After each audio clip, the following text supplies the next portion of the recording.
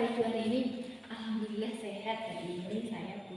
Ya, alhamdulillah ya Bu ya, semoga kita semua selalu dalam lindungan Allah Subhanahu, dilancarkan segala sesuatunya. Sebelumnya terima kasih banyak Ibu sudah meluangkan waktunya untuk mau diwawancarai ya Bu ya tentang kasus dilema etika ataupun pujukan moral yang ada di lingkungan kerja kita. Nggak masalah Ibu, saya sangat tertarik dengan tema yang diambil oleh Ibu ini. Oke, terima kasih. Kalau begitu langsung ke pertanyaan pertama Bu karena waktu kita tidak cukup banyak. Oke, yang pertama, selama ini bagaimana Ibu dapat mengidentifikasi kasus-kasus yang merupakan dilema etika atau pujukan moral? Yang pertama, kita kenali dulu nilai-nilai apa yang bertentangan di dalam kasus tersebut. Jika terjadi pertentangan kedua kebenaran atau benar versus benar, maka kasus tersebut merupakan dilema etika. Oke, yang pertanyaan selanjutnya, selama ini bagaimana Ibu menjalankan pengambilan keputusan di sekolah ini, terutama untuk kasus-kasus di mana ada dua kepentingan yang sama-sama benar atau sama-sama mengandung nilai kebajikan? Tentunya dalam mengambil keputusan di sekolah, kita itu melibatkan guru dan karyawan sekolah. Perlu kolaborasi dengan semua warga sekolah. Kita harus meminta pertimbangan atau pendapat dari warga sekolah agar keputusan nanti yang diambil dapat dipertanggungjawabkan bersama. Iya.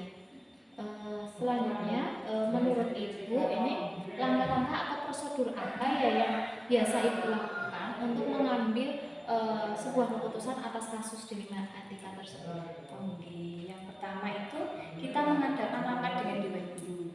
Kita perlu mengetahui siapa saja yang terlibat dalam kasus tersebut, menganalisis dampak apa yang akan terjadi terhadap orang-orang yang terlibat kasus tersebut, terus juga mencari solusinya, alternatif atas kasus tersebut. Nanti juga menentukan solusi terbaik atas kasus tersebut, di mana solusi yang dianggap mempunyai dampak paling ringan terhadap orang-orang yang terlibat dalam kasus tersebut. Selanjutnya, hal-hal apa saja yang selama ini menurut Ibu itu dianggap efektif dalam pengambilan keputusan kasus dilema etika?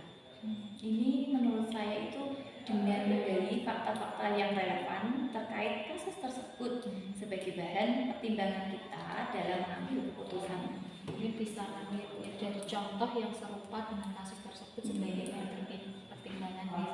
Terus selanjutnya, hal apa saja yang selama ini menurut Ibu itu merupakan tantangan dalam mengambil keputusan pada kasus dilema etika tersebut?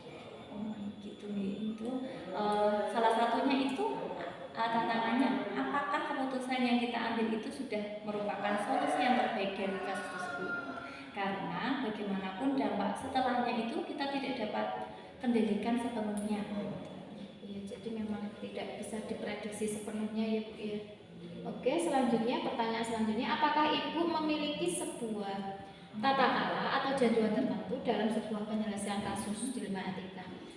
Kemudian apakah Ibu itu langsung menyelesaikan di tempat atau memiliki sebuah jadwal untuk menyelesaikannya? Jika iya, bentuk atau prosedur apa yang biasanya Ibu jalankan? Tentu saja tidak langsung Mbak Bini, karena keputusan yang kita ambil ini akan berdampak bagi sekolah dan semua warga sekolah. Maka saya itu melibatkan semua guru dan karyawan dalam menyelesaikan masalah dilema etika ini. Terus untuk pertanyaan selanjutnya Ibu, adakah seseorang atau faktor apa yang selama ini mempermudah atau membantu Ibu dalam mengambil keputusan dalam kasus dilema etika? Selama ini saya terbantu dengan adanya dukungan dari semua Bapak Ibu guru dan staf karyawan dalam mengambil keputusan. Mereka cukup aktif menyampaikan pendapatnya ataupun solusi alternatif bagi kasus dilema etika ini. Jadi memang perlu adanya ini ya dukungan dari semua pihak, kolaborasi. Oke, pertanyaan terakhir Ibu, dari semua hal yang telah disampaikan Ibu tadi, menurut Ibu pembelajaran apa yang dapat dipetik dari pengalaman Ibu selama ini dalam mengambil keputusan? Pembelajarannya itu yang saya bisa petik itu pentingnya kolaborasi dari semua warga sekolah dalam mengambil keputusan. Selain itu, kita juga harus mengumpulkan fakta-fakta yang relevan sebagai bahan pertimbangan dalam mengambil sebuah keputusan. Oke, begitu ya Bu ya. Jadi memang kasus dilema etika itu memang sering terjadi di lingkungan kerja Iya. kita itu ya. Jadi memang kita harus pandai sekali, pandai-pandainya mengambil keputusan yang tidak merugikan salah satu pihak manapun. Terima kasih Bu atas waktunya. Sama-sama. Selamat siang Bapak. Mohon maaf sebelumnya telah mengganggu waktu Bapak sebentar. Selamat siang Bu, tidak apa-apa. Kebetulan ini waktu saya luang. Bagaimana kabar Bapak hari ini? Alhamdulillah sehat Bu. Alhamdulillah, semoga kita semua selalu dalam lindungan Allah Subhanahu wa taala ya Pak ya. Amin. Oke, kalau begitu karena waktunya tidak terlalu banyak, langsung pertanyaan pertama nih Bapak nggih. Hari ini kita akan membahas tentang kasus dilema etika dan bujukan moral. Nah, selama ini bagaimana Bapak mengidentifikasi kasus-kasus yang merupakan dilema etika ataupun bujukan moral? Ini pertama ya Bu, kita harus mengidentifikasi nilai-nilai kebajikan apa yang saling bertentangan dalam kasus tersebut. Jika benar versus benar berarti merupakan kasus dilema etika. Jika benar versus salah merupakan bujukan moral. Ya, terus menurut Bapak, bagaimana Bapak menjalankan pengambilan keputusan di sekolah Bapak ini, terutama untuk kasus-kasus di mana ada dua kepentingan yang sama-sama benar atau sama-sama mengandung nilai-nilai kebajikan? Saya harus meminta pendapat guru dan karyawan yang lain. Bagaimanapun keputusan itu harus dipertanggungjawabkan secara bersama-sama. Iya. Nah, selanjutnya, pertanyaan selanjutnya yaitu menurut Bapak langkah-langkah atau prosedur seperti apa sih yang biasa Bapak lakukan untuk mengambil keputusan atas kasus tersebut? Pertama, kita mengadakan rapat dengan Dewan Guru. Kita perlu mengetahui siapa saja yang terlibat dalam kasus tersebut, menganalisis dampak apa yang akan terjadi terhadap orang-orang yang terlibat kasus tersebut, dan mencari beberapa solusi alternatif atas kasus tersebut, menentukan solusi terbaik atas kasus tersebut, di mana solusi yang dianggap mempunyai dampak paling ringan terhadap orang-orang yang terlibat dalam kasus tersebut. Ya, terus selanjutnya, hal-hal apa saja yang menurut Bapak selama ini itu dianggap efektif dalam pengambilan keputusan pada kasus dilema etika?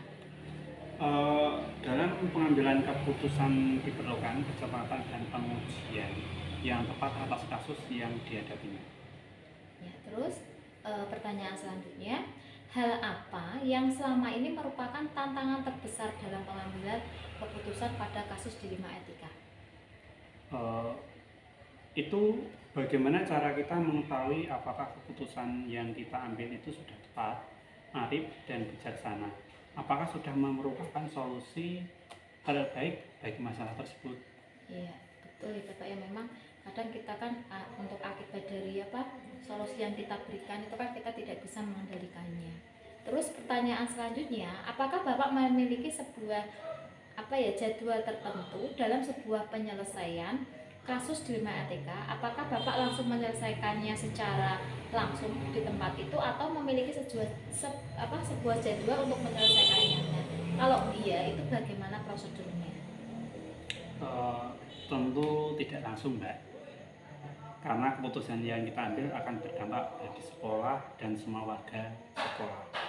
Saya akan melibatkan semua guru dan karyawan dalam menyelesaikan masalah dilema etika. Nah, sekarang adakah seseorang atau faktor-faktor yang selama ini mempermudah atau membantu Bapak itu dalam menyelesaikan atau dalam mengambil keputusan ini yang berkaitan dengan masalah dilema etika?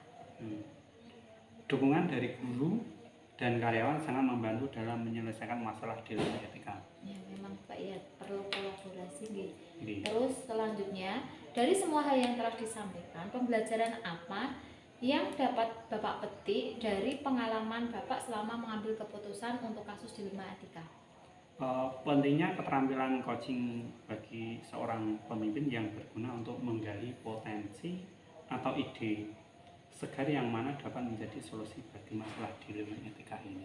Ya, gitu ya Bapak ya. Jadi memang keterampilan coaching itu sangat dibutuhkan oleh seorang pemimpin. Ya, Terima kasih Bapak ya, untuk sama-sama. waktunya.